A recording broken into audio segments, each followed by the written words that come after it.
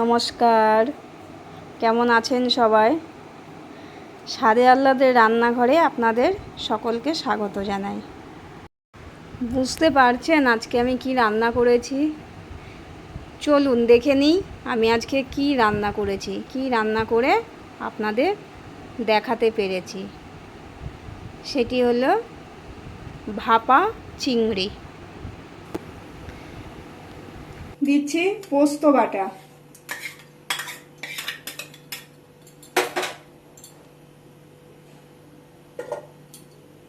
এখানে আছে সর্ষে বাটা, এই যে সর্ষে বাটা,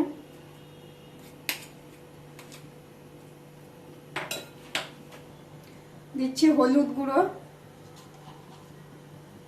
আমি আগে মাছে একটু হলুদ আর নুন মাখিয়ে রেখেছিলাম। পরিমাণ মতো লবণ দিলাম।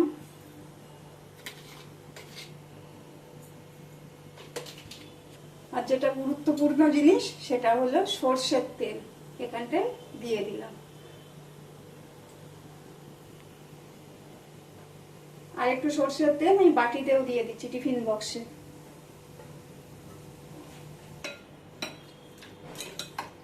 সব জিনিসগুলোকে একসঙ্গে মেশাচ্ছি।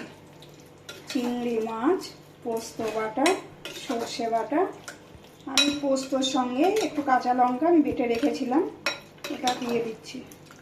এইগুলোকে একসঙ্গে মাখিয়ে নিচ্ছি।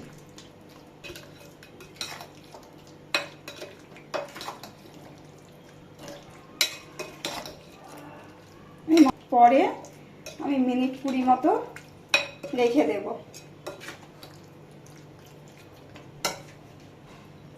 ঘুরিয়ে ঘুরিয়ে মাখিয়ে নিচ্ছি। এই যে হয়ে গেছে।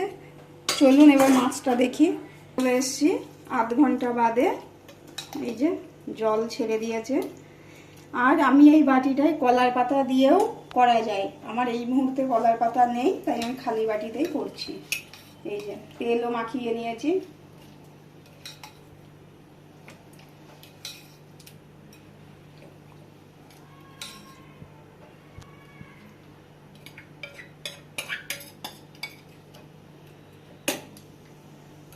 ধোয়া জলটা আমি এখানে দিয়ে দিলাম। আমার রান্না আপনাদের কেমন লাগে একটু জানাবেন। আমি খুব সহজ পদ্ধতিতে রান্নাগুলো খুব সহজে যাতে করা যায় সেই জন্য এই রান্নাগুলোই আমি দেখাই। এই যে দিয়ে দিলাম। আমি এর ওপর দিয়ে আর একটু সর্ষের তেল আর গোটা কাঁচা লঙ্কা দিয়ে দেব। দিয়ে দিলাম ওপর দিয়ে একটু সর্ষের তেল।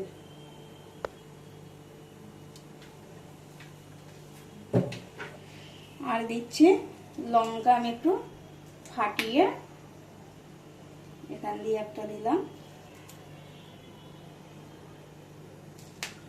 এই যে লঙ্কা দিয়ে দিলাম। এবার বক্স আমি ঢেকে বসিয়ে দেব।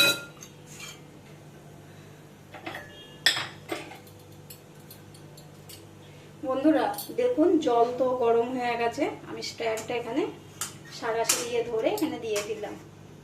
এবার বক্সটা বসিয়ে দেব। এই যে বক্সটাও বসিয়ে দিলাম।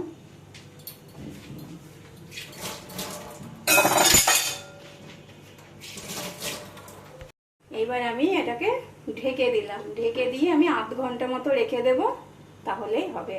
এদিকে আঁচও আমি বাড়িয়ে দিলাম। বাড়িয়ে এখন একটু ফুটিয়ে নিয়ে আমি আবার মিডিয়াম করে দেব। ব্যাস ওভেন থেকে নামিয়ে নিলাম মাছ। কি সুন্দর কালারটা এসছে দেখেছেন? রেডি হয়ে গেল চিংড়ি ভাপা। যদি এই রেসিপিটি আপনাদের ভালো লাগে তবে লাইক, শেয়ার এবং কমেন্ট বক্সে কমেন্ট করে জানাবেন আমার রান্নাগুলি আপনাদের কেমন লাগছে। নমস্কার, ভালো থাকবেন, সুস্থ থাকবেন।